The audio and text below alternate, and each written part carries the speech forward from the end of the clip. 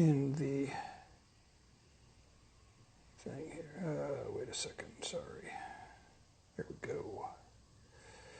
1 second, folks. We're going to get going here. All right. Adding Rom, hopefully.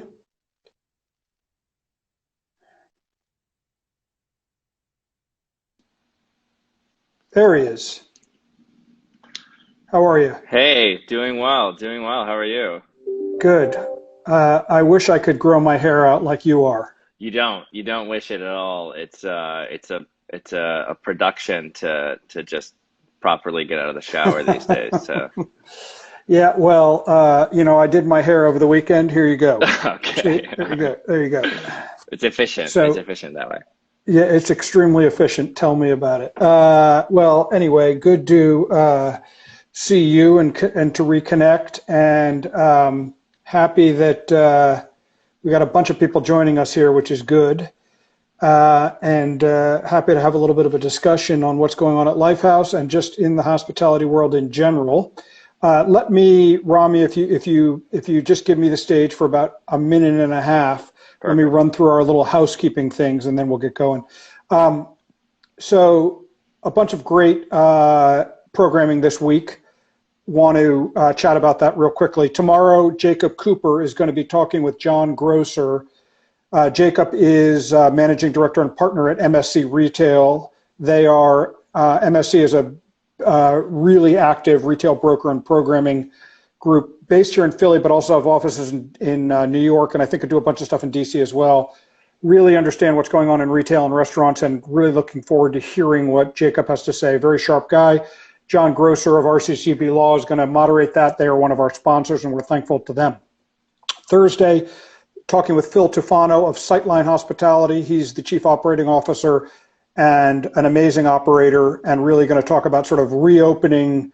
How does reopening hotels look like, what they're going through right now? So really getting into the nuts and bolts of reopening and operating a hotel under these circumstances. Then finally on Friday, Adam Rappaport, who's the editor-in-chief of Bon Appetit magazine, on with my partner Eric Warner for cocktails at 4:30 p.m. on IG Live here. That'll be fun and interesting, talking about food, drink, and everything else in between. A nice way to end up the week. You can check out more of our programming. We're programmed for the next, I don't know, 4 or 5 weeks. We're pretty full, pretty much every day through beginning of June. I think we're full on our website, ilcongress.com. Want to thank Ivy by Go Moment and Raj Singh, that's his company, for being a presenting sponsor and really supporting us. Super appreciate that. Also, Hannah Lee, PR is also another sponsor, so thankful to them. We have more sponsorship opportunities. If you want to get in touch with us on the website, reach out to Jackie Kelly. You can do it on LinkedIn, you can do it on IG, all that kind of stuff. And then finally, last thing, and we'll get to it, is we've had a few folks donate, which is we're grateful for. If anybody wants to just throw, a sponsorship is too much, you want to throw in 25 or 50 bucks just to say thank you for having this kind of live stuff. We are grateful for all of that because we are revenue zero at the moment. And so any and all of that would be lovely and well appreciated. So thank you very much. You can find that on our website as well, or reach out to either Jackie or myself. All right, so let's get to it. Rami, you are clearly a very popular guy because we don't usually have this many people on this early in our programming. Sometimes we build up to this, but you have a following of groupies that I think probably just sort of are waiting for your every move and word. So that's great, and we're I'm thankful to sure. have I'm you. sure I'm just in the right age bracket for an Instagram That may live. be it I as think well. That that's may what be it it as is. well. Yeah. So tell us a little bit about. Actually, what would be really cool is just give us a really quick background on you and what you're doing, and then also tell us about Lifehouse. So where did you come from previous to this, and then a little bit about Lifehouse, and then we'll get into the discussion. Sure. In short, I kind of grew up as a creative, emotional person, Pisces and everything like that, and found that I didn't know exactly what I wanted to do, so I started my career through the business side of the hotel business and the real estate side, and quickly saw that applying, a robust skill set to hotel operations could add a lot of value. And I think, I love to spend a lot of our time today talking about it. But long story short, I worked at a few different brands prior to launching Lifehouse, including the Seidel Group, which has the Nomad and the Line and the Freehand brands. And they're so good at telling stories through hotels and through property, and really great at creating those lifestyle brands. I Hmm. also worked in the early stages at Starwood Capital and SH Group, which built the One Hotels brand, Yep. and got to just learn from a lot of smart people at both of those places, and saw there was an opportunity effectively to create um, a brand and a management company together that kind of solves problems. And the problems that we're really focused on solving, and really the mission behind our company, is to make travel more meaningful and more accessible. And there's so many great independent hotels out there. They're challenging to operate, and they're oftentimes at a price point that doesn't resonate with the disposable income levels of the target audience. So our mission has been to figure out ways to deliver that great experience at a more accessible price point. And we use software a lot of the times to do that on the back end, and we've kind of innovated on the design and development processes as well. And our and we're kind of continuing our mission just to focus on that, and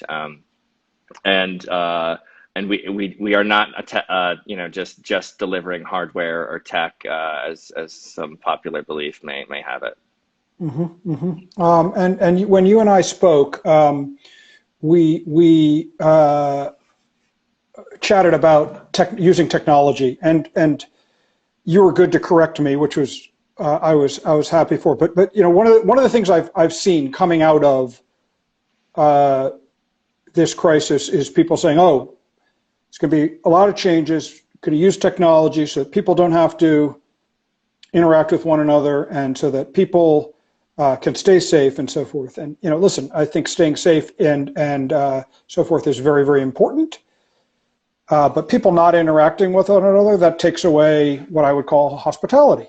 And so you don't have a hotel with people not, I mean, I'm sure there can be some hotels that have nobody interacting, but especially for indie hotels, our sector, it's all about interacting with one another. And I am a big believer in that we will interact with one another again. Yeah, But I would love to learn a little bit about what technology means to Lifehouse. sure. And it's not necessarily about people not interacting. It's using technology in a smarter way, not to replace human beings, but to enhance uh, their skill set and enhance the experience for the guest. Boy, I should be like a spokesman for you guys. You go ahead. So tell me, Yeah. how do you use it? How do you use it? So for us, we think about our core offering is exactly that. It's hospitality, and software Hmm. can help us deliver hospitality better. We kind of thought about, in terms of hotel operations in general, there's a lot of things that happen behind the scenes: financial accounting, reporting, pricing, marketing. And we Hmm. saw there's an opportunity to cut those costs using software. As it relates to guest-facing software, we saw there was an opportunity to take away transactional interactions. I think, to your point, human connection is absolutely essential to what a hotel and travel experience is about. Our view is that human connection is more valuable when it's not related to a transaction, and it's Hmm. most valuable when it's not even with a staff member, but somebody else who's traveling. And so we didn't think about how do we automate things so that people can necessarily interact in a different way. We just said the most meaningful experience is two travelers, or a local and a traveler, or what have you, connecting organically. And we try to facilitate that. We also launched a social app through our Lifehouse app that allows guests to meet each other prior to arrival, or once they're on property. And it kind of organically builds community, because you have to be staying in the hotel in order to kind of connect, and that kind of builds the trust amongst that community. And the way we think about it too is, it's, to your point, it's such a fulfilling experience to travel, but it's transient and you're there for a really limited period of time. So our view was if you can effectively make this organic human connection more efficient, so people traveling for a weekend don't have to sit at the bar and maybe they'll meet someone, maybe they won't, or jump on a dating app or whatever they do. They can actually meet people organically and holistically that way. And do you find, I assume you rolled this out prior to this, the pandemic. Yes. Yeah. Yes. Did you find people using it? I mean, are there a lot of people Can, making can, use of that? Candidly, with small hotels, even if you get 20% capture, it's a small number of people. We Sure. did, when kind of social distancing began before our hotels closed down, we introduced an idea where if you can show us that you've met someone, we'll give you a free night later on, and Oh, cool. we'll introduce that again when things reopen. But Yeah. yeah, we're excited to get into bigger hotels where that community kind of can be organically larger. Yeah, that's very cool. I love it.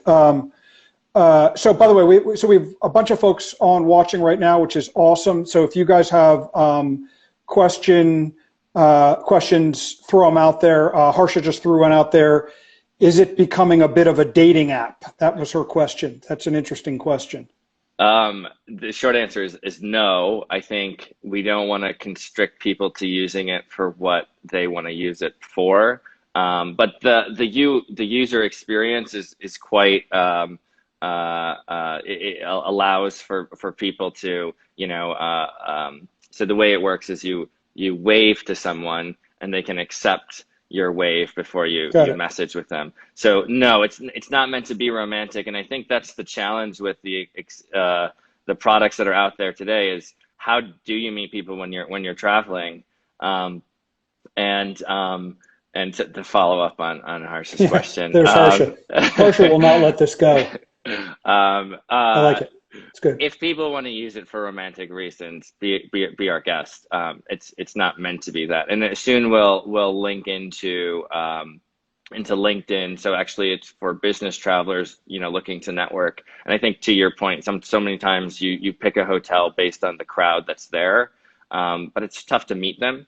And so we're trying to make that a little bit more open. Well, I was going to say that listen, each hotel and each brand, each location is very different, but at the same time, if you have 50 people staying at your hotel one night, likely many of them have some things that are in common and similar because they like the design, they like the feel, they like the location. Now, not all of them. Some of them may be there for a totally different reason. Right. But you're already starting with hopefully a somewhat like-minded crowd, so that increases the chance that you're going to meet somebody that you might like, I would think.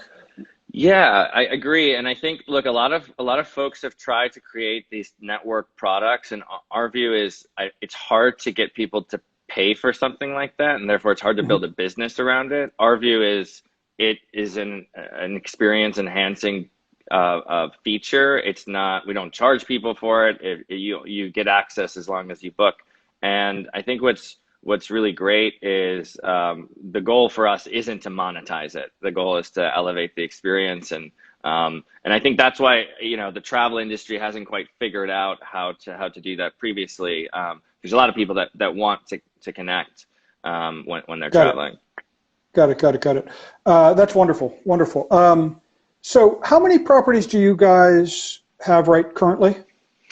We have 12. We have 12, and just to quickly update where we're at, we had a Yeah, few that'd be great. that were open prior to COVID, and the rest under construction and or renovation, and so all of our hotels are closed now, and we're working on what program for reopening them will be. But luckily, the projects under construction have been moving largely straight ahead.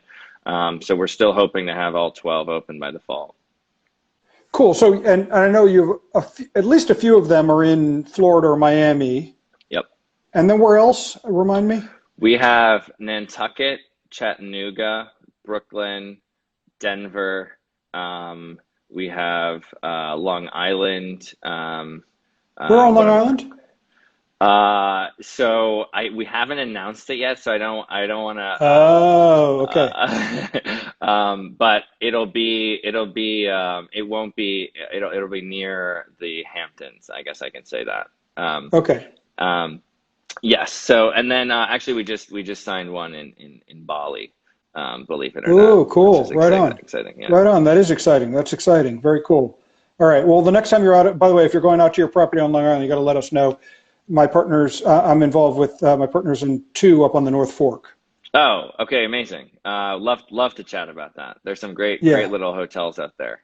Yeah. So we'll chat about that. All right. So I see another question here, which I'm going to put put to you. Are you interested in creating a member community as well, where people can interact and connect outside the parameter of being physically present in your hotel at the same time? That's a really well put question and a great question. So go ahead. Yeah, yes, yes and no. I think the goals with building community, and we haven't talked too much about this in the past, but yes, yes, the goal is eventually to create this travel community, and organically it will be people that have stayed with us. It's not meant to be intentionally exclusive. And to your point, Andrew, it's folks that have a share similar interests, and our target Mhm. audience is the traveler that is discerning and cares about the nuances to the design, to the stories, etc. And so that community will organically flourish. Right now, we don't want to create too many barriers to joining that community because Mhm. we're early. Um, but yes, over time, the idea would be, and we've learned from a lot of folks that have done well in this space outside of our company. But yeah, when you're traveling to Istanbul, you can jump on the app and see who else from a previous Lifehouse hotel has been there. So yeah, yes, that is the long-term goal.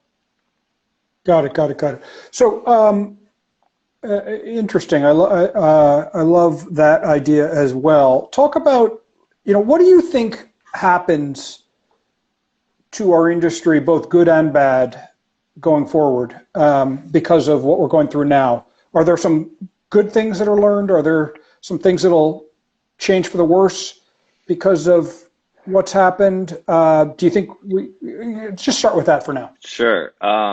So I personally have a philosophy of not speculating ever to the negative, and I think whatever I say now will probably be speculation.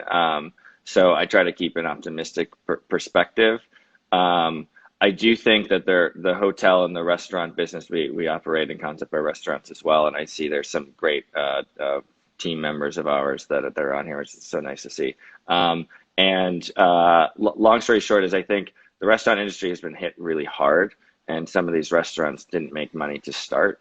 So Yep. I think our goal with restaurants to start there has been create something that's really authentically local and Hmm. locally rooted, and our competition has just been hit really hard in that space. So Hmm. ever more than ever, I think we're excited about working with the people that maybe lost their jobs to kind of continue to create those locally rooted concepts, and that really starts with the people. Um, and then in the hotel space, I mean, I think there's a lot of hope that the bounce mark back will be almost immediate when the hotels and travel reopens.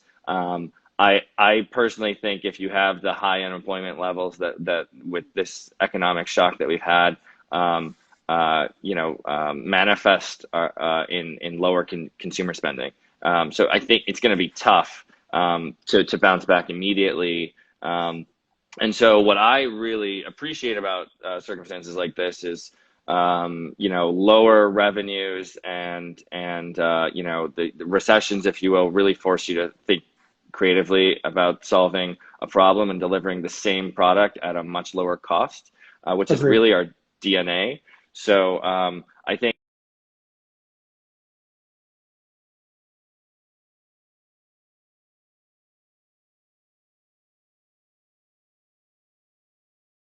Um, and so I do think that to your point, there will be opportunity in those drive-to markets. That being said, you're also going to suffer with fewer weddings and concerts and events in those markets as well. Um, And then also, I guess I believe in physics, but in the law of thermodynamics is, energy can't be created or destroyed. And it's if you force people not to travel more broadly, they are going to look for other ways to get the same fulfillment. And I do think it will manifest in some ways. It's hard to know exactly where, but there's, reports that suggest if you're not getting your fulfillment from business travel, you'll do more personal travel. So I think there will be some, spillover effects that we can't really predict today, that I'm definitely hopeful for. And that's really, I think we'll have to wait and see that to really see what happens. I like that. What do you think about, you're saying maybe longer weekends, but now that we're seeing that a lot of people, not everybody, but a lot of people have jobs, or people that do have jobs that they can work remotely. What do you think about their ability to just say, all right, if I'm working remotely, I'll still work. I'm just going to go spend, I think I'm going to go drive out to, or take the ferry to Nantucket. And I'll spend Monday to Thursday there because the prices are much cheaper. I'll work during the day, relax in the evening. So, maybe this helps actually for people to realize that they can take advantage of weekday stuff, because I think weekends and weekdays are sort of blending into each other now, right? And it doesn't, right. I had a call at 8:30 p.m. on Sunday night for business. I try to avoid that normally, but now I'm thinking, who cares? Right. You just Yeah. I mean, again, I think that makes total intuitive sense. I think we haven't seen necessarily the midweek demand spike, and I think that's because people aren't sure what the working from home, working remotely policy will be yet.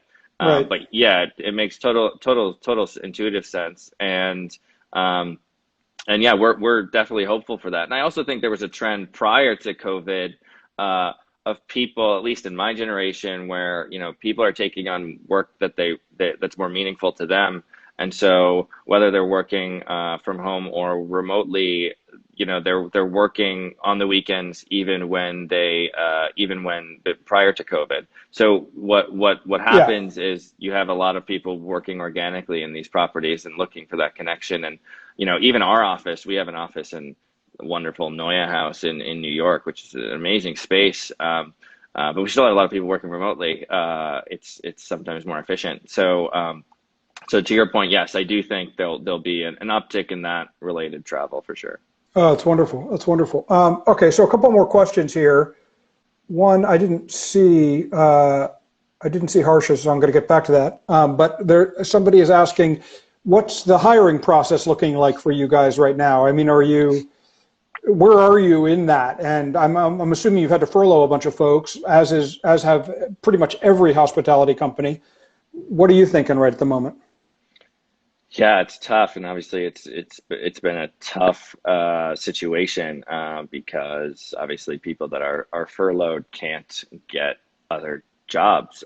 So it's been particularly heartbreaking, and to be a business person and have a heart at the same time. So in terms of hiring, look, the challenge for us as a startup is we have to think from where we are today to where, how much cash we have in the bank to get us to our next, financing or next, milestone.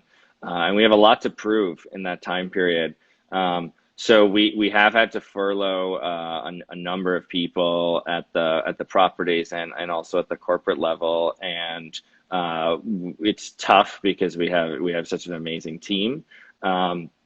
And in terms of hiring, I hate to say it, we're kind of on pause as we wait to see what happens. I think freelance opportunities, exist from time to time, and the way we've been thinking about it is there's still a lot of progress that we can make. We have to keep people to keep the lights on and operate and build hotels and try to grow our business. And but yes, in terms of hiring, it's on a case-by-case basis in certain positions, and we'll be most focused on bringing our existing team back first and foremost. Yeah, no, that's great. That's great. So moving back up the list here quickly is going to Harsha's question. Are you moving into a more extended stay or co-living model at all?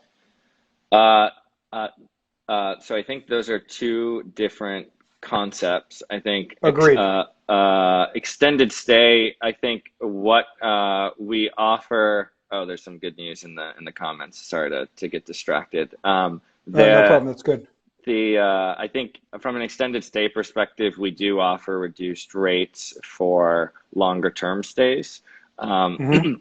that said, to be profitable, to keep the lights on as a hotel, an extended stay model doesn't pay the bills because the revenues are so low, so to speak. Um, for one. And so I think you see that in the short-term rental space. You've seen some of those groups start to do extended stay because they're residential by nature. So it Hmm. maybe is economically Hmm. viable. And as it relates to co-living, uh, we have plans to enter into a residential product. I think we've done a great job with design and have a custom furniture line. That being said, I don't necessarily think we'll enter co-living per se, which is shared bedrooms um, Sure. or share apartments with unique residents. But we will probably launch a furnished residential product in the future, just to basically carry our hospitality design to a more short-term furnished apartment model to try to deliver shorter term residential that's really well designed without having people requiring people to buy their own furniture, go through the hassles of moving. I do think that there is something to be said for shorter term residential that's furnished, but co-living is not for us. Got it. Got it. Got it. Okay, cool. So another quick question. Oh, geez, it just went away. Hold on. Sorry. Uh, will your F&B locations within the hotels reopen again post-pandemic?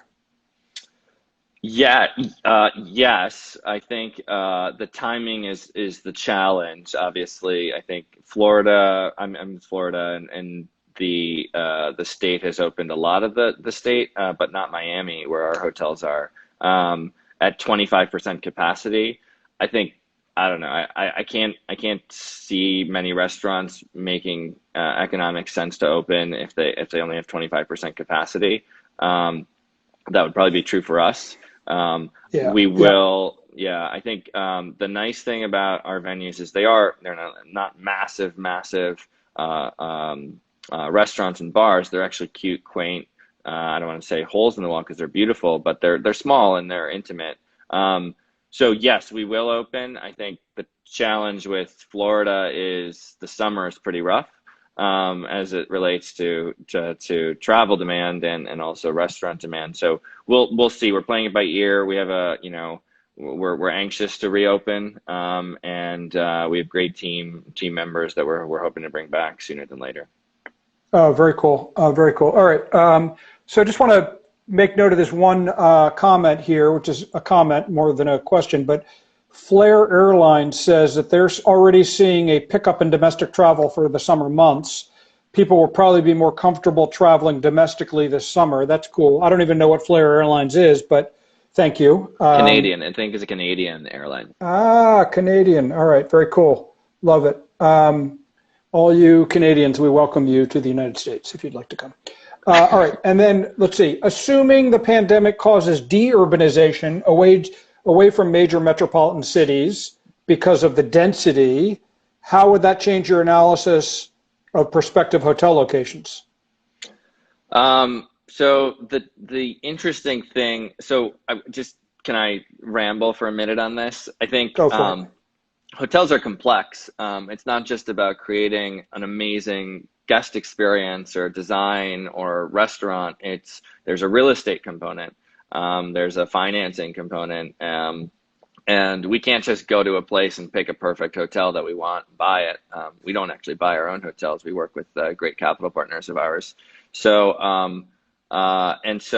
where we're at is, I think our philosophy is Uber has actually, or ride sharing has kind of changed the game, and it's kind of a binary decision in our mind to stay at somewhere that's walking distance or Ubering distance. And if you're Ubering distance, you don't care if you're a few blocks away from some of the action because you're going to Uber anyway. So I think already there was kind of a push to find, properties that are a little cheaper, a few blocks away from a traditional high volume area. Agreed. And so that's kind of where we have a hotel in Little Havana, that has some walking distance activities, and also and obviously Ubering is easy. And as it relates to other locations, I think, look, our mission long term is to create a collection of life houses across the globe. And we have one in Chattanooga that's going to open next year, and I think very few people would be interested in going to Chattanooga without, that's not a dig on Chattanooga, but if there's a brand that they resonate with and they know what they can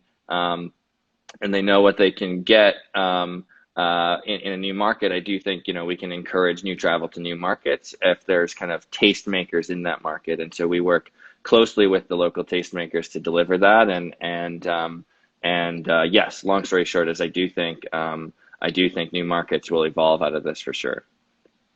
Yeah, and I think you can have a following of people that follow your brand, your style, and they look on them, they're thinking, where do I go? And they go, oh, look, Lifehouse has a property in Chattanooga. We should go check that out. I bet that's a cool little town. Or Ace has a property in Pittsburgh. I'll go check out Pittsburgh. If Ace is there, I bet there's some cool stuff to do. And it's cheaper than maybe going to, no dig on Miami or New York, but Miami or New York, right? That are major cities. Let's go somewhere that's smaller and more interesting, and just check it out. I think that's a very interesting thing. Let's see. Oh, this is an interesting question. So, how do you plan on spending the $30 million that you received back in January? Sure. Carefully.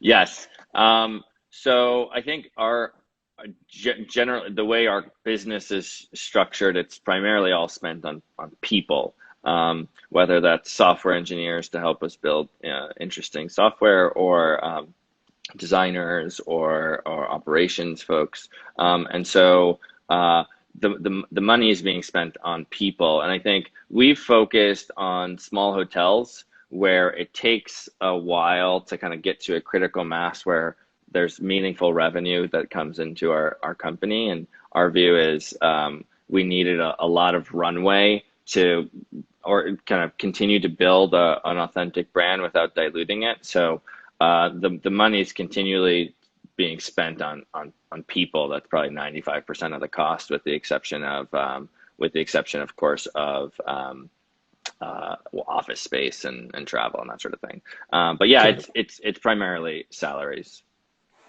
Yeah, that's awesome. All right, we're pretty much out of time. I also wanted to thank you, Rami, for reintroducing me to Jason Brown at Blue Flag. I know they're one of your backers. I'm going to talk to Jason a little later this week, and we're going to have him on to talk about Blue Flag and what they're doing in hotels with you guys, and maybe outside of what they're doing with you guys. So that'll be interesting, and I'm appreciative of that. Of course. Yeah, he's a world-class guy. So yeah, he's wonderful. He had come to a few years ago, maybe a couple times he came to our events when he was head of development for Yotel. So that was wonderful. So I'm looking forward to reconnecting with him. So grateful for that. Jacob Cooper tomorrow with MSC Retail to talk about retail and restaurants. If anybody wants to, very sharp guy, you want to know what's going on and how retail is going to change. This is a conversation you ought to listen to. It's at 11:30 a.m. again on IG Live here. Please join us. Thank you, everybody, for coming on today. It was really awesome to have this many people following. Rami, that's all thanks to you. Keeping our fingers crossed that good things happen going forward in hospitality in general and to Lifehouse more specifically. And we'll be in touch, and looking forward to the day where we can all get back together and actually have a drink and hang out and have conversations at one of our events. So looking forward to that. Thanks. Thanks very so much. You got it. Thanks. Thanks, Andrew. Thanks, everybody. Take care. You got it. Bye-bye, guys.